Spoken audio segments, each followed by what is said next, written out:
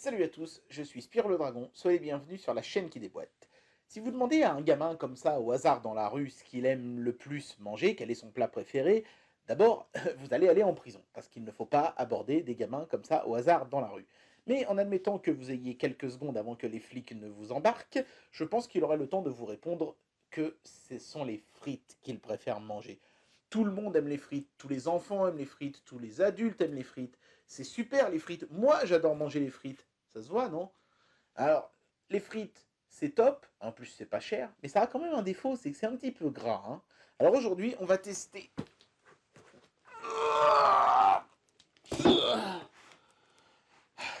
une friteuse qui est supposée pouvoir faire des frites avec très peu, voire même pas du tout d'huile. Mais qu'est-ce que ça vaut vraiment ces friteuses qui existent depuis quelques années maintenant? C'est parti pour le test. J'en entends déjà me dire ah là là, le test d'une friteuse, mais pourquoi? Qu'est-ce que ça vient faire sur ta chaîne, etc. Et c'est de votre faute, les mecs, hein. Moi, j'ai fait un sondage sur Facebook, je vous ai demandé si cet objet vous intéressait, et vous avez été 97% à me répondre oui. Donc maintenant, je m'exécute et je teste l'objet. C'est une friteuse qui provient de la marque. C'est pas facile à manœuvrer, hein, excusez-moi, vous voyez, je suis carrément posé à même le sol vu la taille du carton. De la marque Abor, et c'est leur modèle le plus cher parce que c'est celui qui a la plus grande capacité, je crois que c'est 5 litres. Ça coûte une petite centaine d'euros, je crois, cet appareil, hein. Donc on va tout de suite procéder au déboîtage, hein. Le carton est posé à même le sol, parce qu'il est vraiment très grand.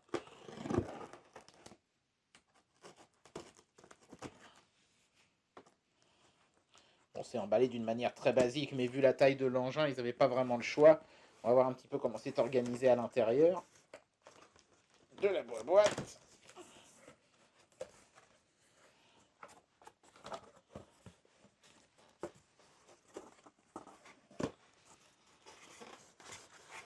Alors on a une cale de polystyrène dans laquelle il y a le cordon d'alim. Ça ressemble un petit peu à une espèce d'immense cocotte minute.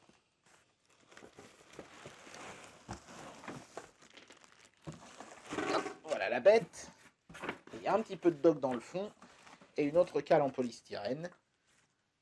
Un petit livre de recettes, ça c'est sympa parce que forcément, comme c'est une friteuse qui est d'un genre un peu inhabituel, c'est toujours bien d'avoir un petit livre de recettes pour savoir quoi faire.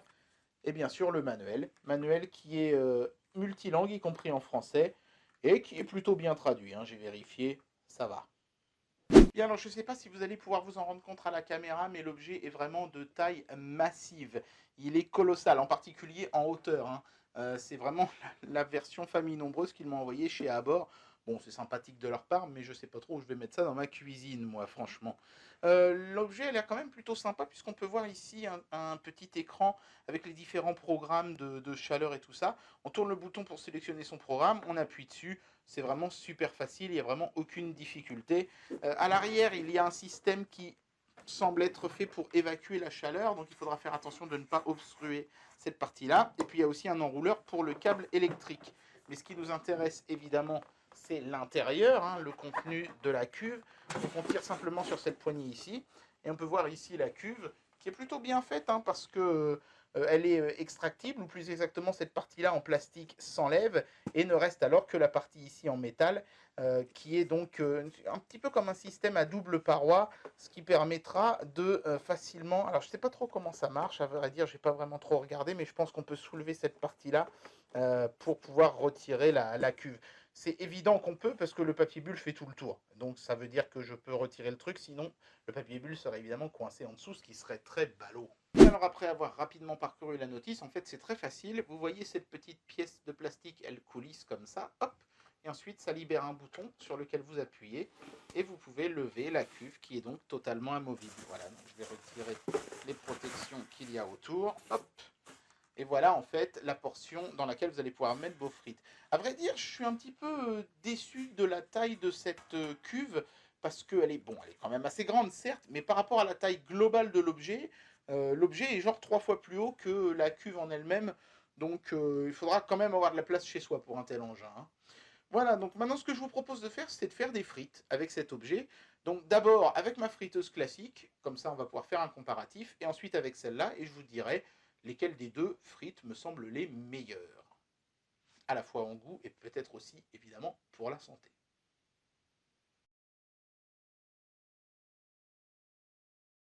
Bien voilà, donc mon protocole de test va être très simple, hein. Je vais prendre la même quantité de frites, donc là je sais pas combien il y a, à peu près 300 grammes je dirais dans chaque bol. Je vais d'abord utiliser ma friteuse habituelle, c'est une Moulinex tout à fait banale, mais qui fait la même puissance, hein, 1800 watts, donc il n'y aura pas de favoritisme du coup. Donc d'abord des frites classiques à la friteuse classique, et ensuite avec la fameuse friteuse donc sans huile. On va voir ce que ça donne. Je précise que ce sont des frites surgelées, vous devez certainement pouvoir le voir, tout simplement parce que j'avais la grosse flemme de faire une corvée de patates. Voilà.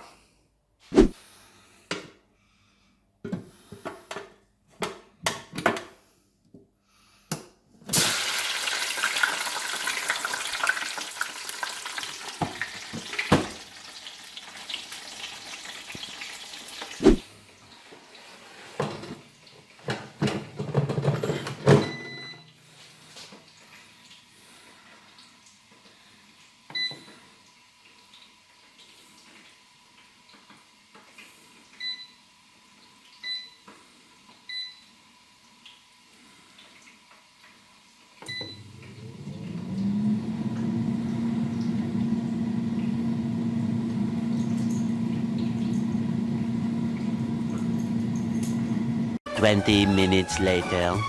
Bien voilà, voici donc le résultat final. À ma gauche, les frites faites à la friteuse classique et à ma droite, les frites faites avec la friteuse à air chaud. Déjà, première chose que vous ne pouvez pas voir, vous ici bien entendu, c'est le temps de cuisson. 5 minutes hein, à peine pour celle de gauche, 20 minutes entières pour celle de droite. Donc sur le plan énergétique, facture EDF, il vaut mieux avoir la friteuse traditionnelle. Vous allez cramer moins d'EDF que la friteuse de droite, vu que les deux font la même puissance. Ensuite, au niveau de la couleur, ça vous pouvez déjà le voir un petit peu plus vous.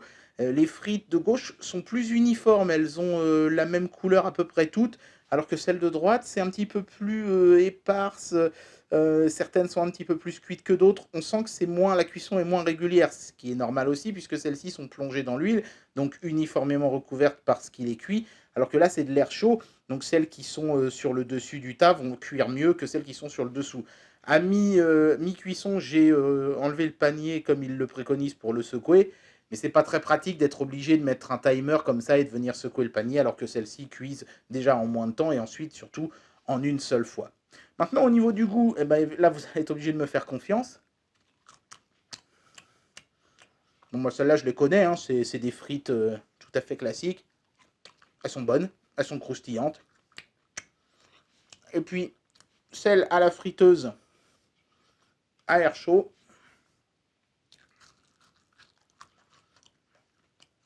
elles sont plutôt croustillantes aussi.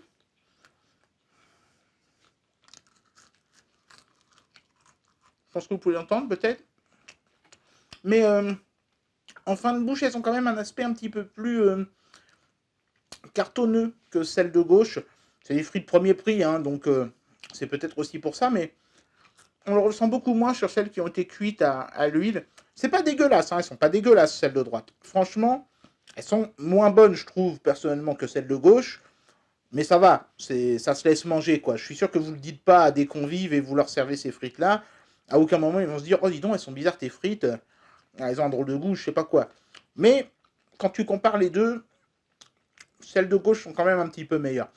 Elles sont un peu plus croustillantes, elles ont une meilleure texture en bouche, elles ont un petit peu plus de goût aussi. Celles de droite, évidemment, sont beaucoup plus légères. D'ailleurs, il y a un moyen très simple de s'en rendre compte. Vous avez remarqué que j'ai mis les frites sur du papier absorbant, c'est pas un hasard. Je vais enlever les frites et on va regarder l'état des papiers absorbants en dessous.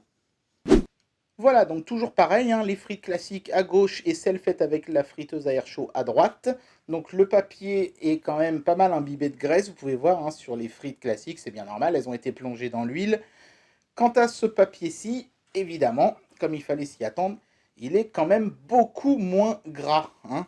Alors, il y a quand même du gras parce que ce sont des frites surgelées qui ont été pré-frites, hein. Si vous faites des frites nature, de toute façon, vous serez obligé de mettre une cuillère d'huile, ils le disent bien dans la notice. Ça ne peut fonctionner sans huile que sur des frites surgelées, pré-cuites. Si vous utilisez des pommes de terre fraîches et que vous faites vos frites vous-même, il il faudra mettre une cuillère d'huile d'olive, donc vous obtiendrez plus ou moins le même résultat.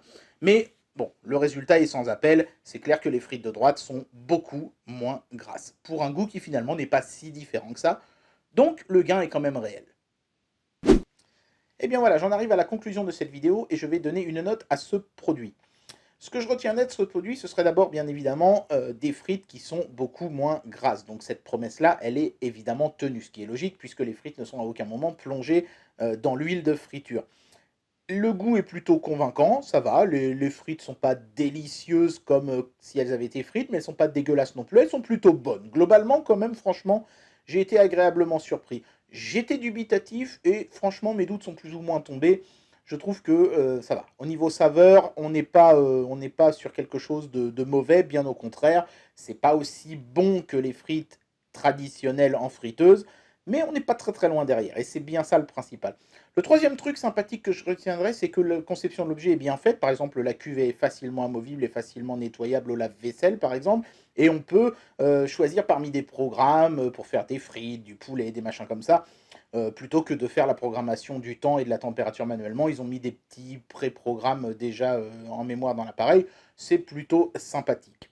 Au niveau des points négatifs, ce que je retiendrai, c'est la place que ça prend, qui est quand même assez considérable. Et surtout, et ça c'est mon plus gros grief, le temps de cuisson qui est beaucoup plus long. Certes, vous faites des frites moins grasses, donc énergétiquement parlant dans l'assiette, ce sera mieux. Par contre, énergétiquement parlant sur la facture EDF, ça va être bien pire. Pour ces deux problèmes qui sont quand même assez importants, je vais enlever 2 étoiles. Le produit hérite de la note de 3. Ça reste un produit intéressant, plutôt sympathique. Attention, il faudra de la place parce qu'il est encombrant. Attention, vous n'aurez pas exactement les mêmes frites qu'avant. Mais franchement, c'est plutôt convaincant. Et bien voilà, c'était le test de cette friteuse sans huile de chez Abor. Je dois bien dire que justement au premier Abor, j'étais un peu dubitatif sur ce produit, mais après ma première dégustation, je dois bien reconnaître que ce produit fait des frites moins grasses et quand même plutôt bonnes dans l'ensemble, même si je garde quand même une toute petite préférence pour mes bonnes vieilles frites à l'ancienne bien grasses. J'espère que cette vidéo vous aura plu, et moi je vous dis à très bientôt pour un prochain test. Allez, tchuss!